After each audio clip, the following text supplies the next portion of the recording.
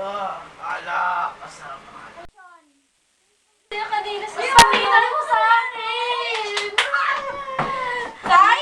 O anak, hindi na pala kayo. Tay, uminom na naman kayo. Tigilan nyo na nga yan, Tay.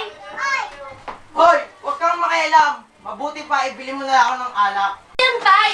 Imbis na ibili niyo yan ang panghapunan natin, ibibili niyo pa ng alak. Na naman. Huwag kang makialam. Wala kang karapatan dapat diktahan ng mga aking ginagawa para sa inyo. Anak ko lang kayo at ako ang inyong ama. Ama ka nga namin, Tay. Pero, hindi mo ginagawa yung responsibilidad na dapat mo gawin para sa amin. Tayo.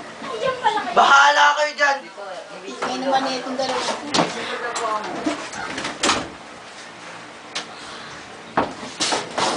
Eh, bakit di mo...